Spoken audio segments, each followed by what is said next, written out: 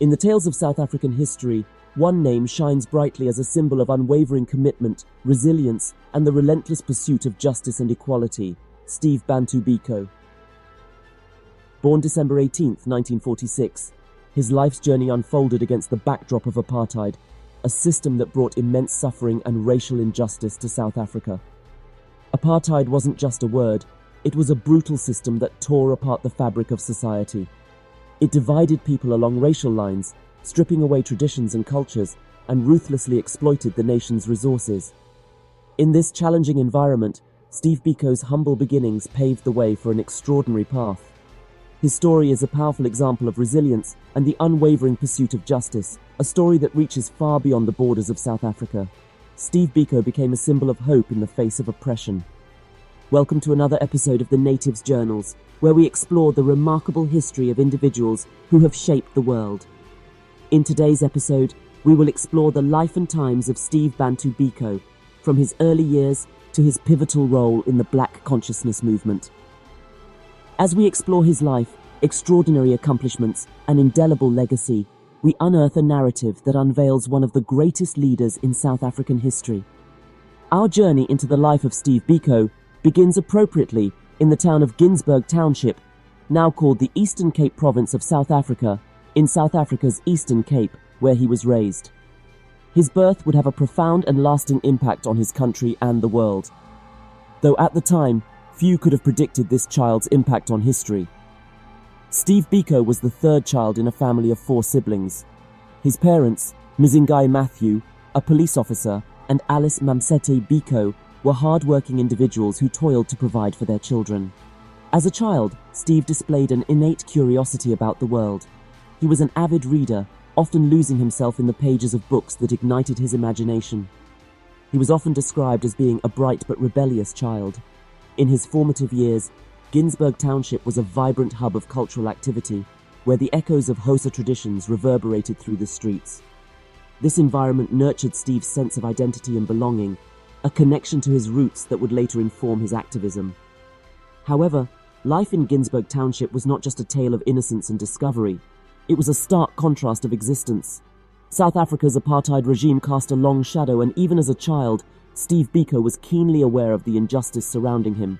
The segregated schools he attended, where black students received subpar education and faced discrimination, left an indelible mark on his consciousness. Picture the young Steve, witnessing firsthand the glaring inequalities in education.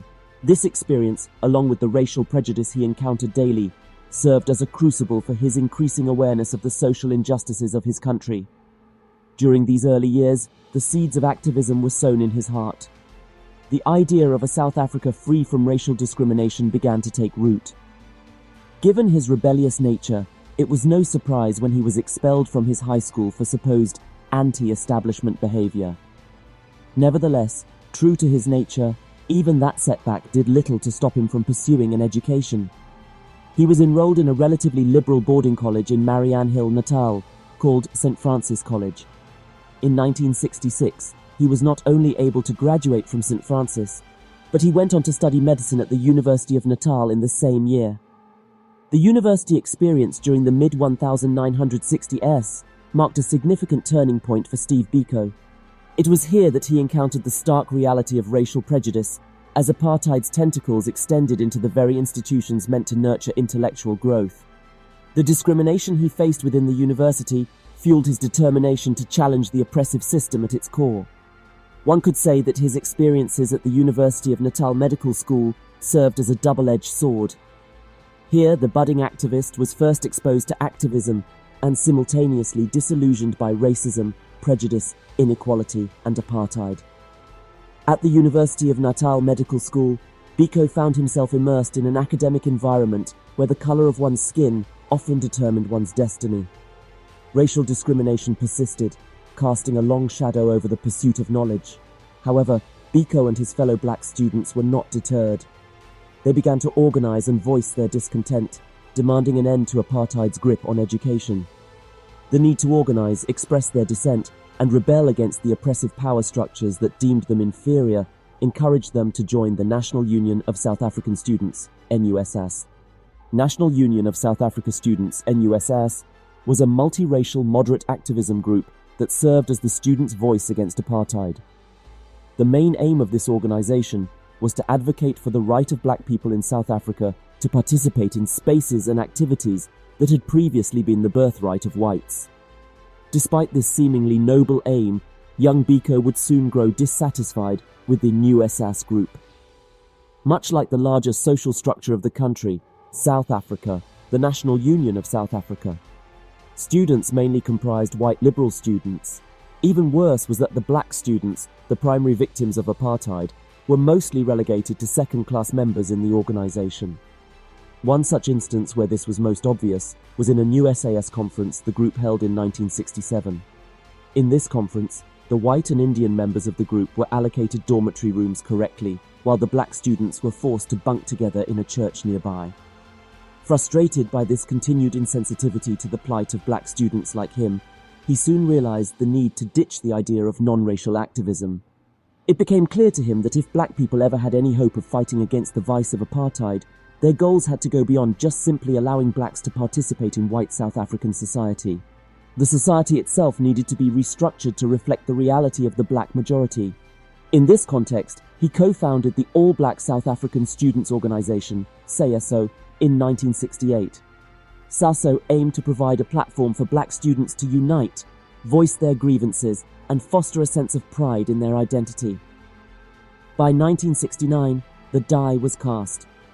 Stephen Bantu Biko, from the humble town of Ginsberg, became the leader of the most influential student activist group in the 1960s and 70s, South African Students Organizations, SASO. Interestingly, the organization did not restrict access to only Bantu-speaking Africans, Indians, and other coloreds, South Africans of mixed race including African, European, and Asian origin, who were more than welcome to join. Apart from its activist activities, SASO offered legal assistance and healthcare services, along with contributing to the growth of small-scale industries to support underprivileged black communities. In his insatiable quest for knowledge, Steve became acquainted with the work of the Mortician philosopher Frantz Fanon and the Black Power movement of African Americans. The ideas in these books and the Black-led movement helped him create what would become known as the Black Consciousness philosophy. The Black Consciousness further became the underlying and official ideology of the South African Students' Organization, SOSA. The movement's core message was a powerful affirmation that black is beautiful. With his charisma and eloquence, Biko became the voice of this burgeoning ideology. He articulated the importance of black South Africans shedding the psychological chains of apartheid, emphasizing that their inherent self-respect, dignity, and self-worth were essential to dismantling the oppressive system. The movement believed that freeing the mind was vital to South Africa's fight for freedom. They saw black consciousness as an inner process where black people regained their pride taken by the apartheid system. This philosophy also aimed to tell a more positive African history, which had been twisted and criticized by European imperialists trying to build their colonies. To Steve, a people without a positive history of themselves was akin to a car without an engine. According to Biko, an essential step in restoring dignity to black people involves elevating African historical heroes and promoting African heritage to challenge the notion of Africa as the eternal, dark, and primitive continent. Black consciousness aimed to extract the positive values from indigenous African cultures and establish them as a standard by which black individuals can assess themselves. That, he believed, would be the initial form of opposition against racial segregation, white minority rule, and apartheid. Biko argued that the ultimate goal of black consciousness was to produce genuinely self-assured black individuals who did not perceive themselves as subordinate to white society. During the apartheid era in South Africa, black consciousness aimed to unite people in their collective fight against oppression. Biko's philosophy expanded on this idea by introducing the concept of black theology, arguing that Christian teachings should be presented from the oppressed's perspective to align with black individuals' journey towards self-discovery. According to Biko, black theology should emphasize that allowing oneself to be oppressed is a moral failing. Not only that, he also posited that the central solution to addressing what he called spiritual poverty involved adapting Christianity to harmonize with African values and belief systems. Not long after, as if he knew no rest, Biko created the Black People's Convention in 1972. The Black People's Convention, BPC, was even more ambitious than his previous projects. Whereas the last organization had limited itself to the confines of the university, BPC aimed to spread the black consciousness ideology to all the edges of then-apartheid South Africa. The convention would soon unite over 70 different other consciousness groups under one large umbrella.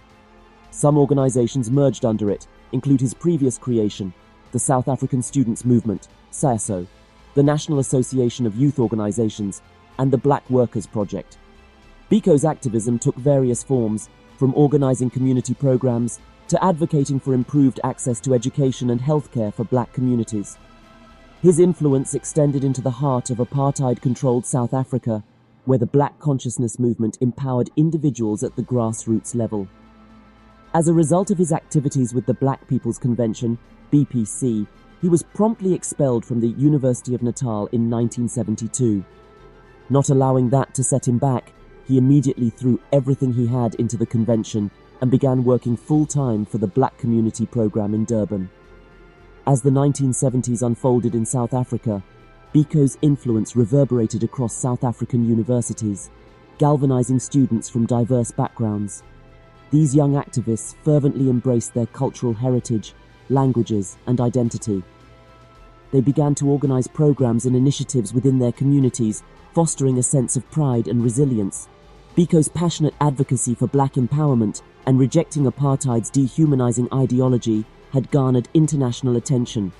The movement's core principles, rooted in the belief that black is beautiful, resonated with people worldwide who supported South Africa's struggle for justice and equality. Amidst, and partially due to this global recognition, the apartheid regime saw Biko and the Black Consciousness movement as a formidable threat to its oppressive rule. The government, led by Prime Minister John Vorster, intensified its efforts to suppress dissent and maintain its grip on power. Biko and his fellow activists faced increasing harassment, arrests, and persecution by the authorities. Between August 1975 and September 1977, Steve Biko was arrested 4 times within those 2 years. Sometimes, it got so bad that he was detained without proper trial for months. Before the advent of continuous harassment by the police in 1973, the South African apartheid government had banned all of Biko's writings. The ban confined him to the town of Ginsberg, Eastern Cape, where he had been raised. They did this to not only break his spirit, but also that of the thousands of anti-apartheid activists he had inspired with his writings and ideology. However, these challenges somehow solidified his determination to confront apartheid's injustices head-on. Despite these challenges, Biko and the Black Consciousness movement pressed forward. They encountered not only the physical challenges of detention and harassment, but also the ideological battle against apartheid's deeply entrenched racism. In defiance of the embargo that had been placed on his freedom, on August 17, 1977, Steve traveled to Cape Town to meet with a fellow anti-apartheid activist. One of the darkest moments in the history of apartheid would soon follow this simple act of rebellion. On August 21st of the same year, Steve Biko was arrested at a police roadblock on his way back to his hometown, Ginseng. He was charged with the crime of violating his ban order. His detention marked yet another episode of state harassment. Biko was transported to Port Elizabeth, where he endured brutal interrogations and inhumane torture while in custody.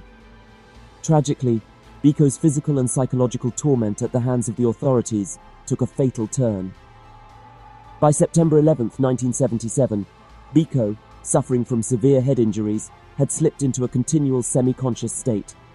The police physician, fearing his death, had recommended that he be transferred to the hospital for urgent and proper medical attention. However, he was transported about 750 miles to Pretoria, enduring a 12-hour journey while lying naked in the back of a Land Rover.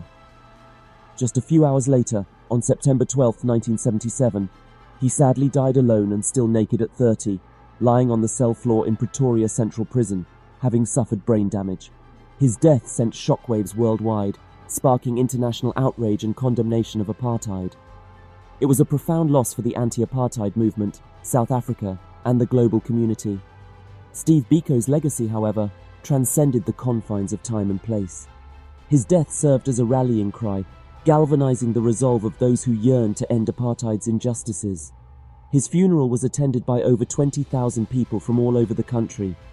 Protests erupted worldwide, demanding justice for Biko and an end to apartheid.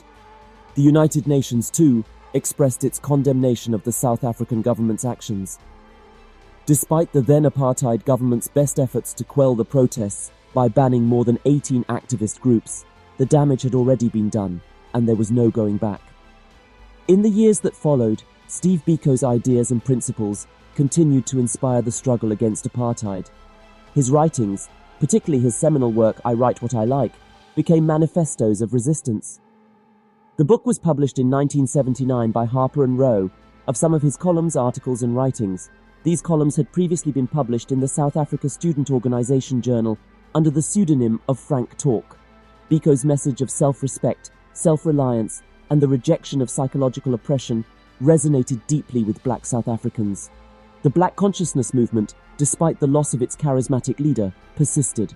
It remained a potent force in the fight for justice and equality, influencing generations of activists who sought to dismantle apartheid's racist system. Steve Biko's profound impact on the struggle against apartheid is commemorated through various memorials, institutions and honours, both within South Africa and worldwide. One of the most significant tributes is the Steve Biko Foundation, established in 1998. It serves as a hub for promoting social justice, equality, and the principles of the Black Consciousness movement. The foundation keeps Biko's legacy alive through educational initiatives and cultural programs. In Pretoria, the Steve Biko Academic Hospital is a testament to his commitment to accessible healthcare. The hospital, bearing his name, honours his contributions to the medical field. The Steve Biko Bridge in East London symbolises unity and the bridging of divides, echoing Biko's ideals. In Ginsberg Township, King Williamstown, the National Steve Biko Centre serves as a cultural and heritage hub, preserving his memory through exhibitions and community initiatives. Beyond South Africa, Steve Biko's influence is recognised with honorary degrees, awards and events held in his name at universities and institutions worldwide. His life has inspired artistic expressions, including books, films like Cry Freedom, and music like Peter Gabriel's song Biko. Furthermore, many universities and organisations host annual Steve Biko Memorial Lectures, inviting prominent speakers to discuss human rights, social justice, and the enduring influence of Biko's ideas. These memorials, institutions and honours collectively celebrate Steve Biko's life and his unwavering commitment to justice, equality, and human rights. They inspire generations to continue the fight against discrimination and oppression, embodying the principles of self-respect, self-reliance, and the rejection of psychological oppression that Biko championed throughout his life. Today, Steve Biko's name is etched in history as a symbol of resilience, determination, and unwavering commitment to pursuing a more just and equitable world. To date, the incredible story of Steve Biko continues to inspire individuals and movements worldwide, reinforcing the belief that the fight for justice and equality is a battle that must never be abandoned. His name and legacy serve as a potent reminder that pursuing human rights, justice and equality is a cause worth any sacrifice, and that the spirit of resistance can transcend the darkest times. In a world still grappling with issues of inequality, Biko's life and principles continue to light the path toward a more just and equitable future. That is all for today's video. Thank you very much for watching. Again, remember to like the video and subscribe to our channel so you get notified each time for more videos like this.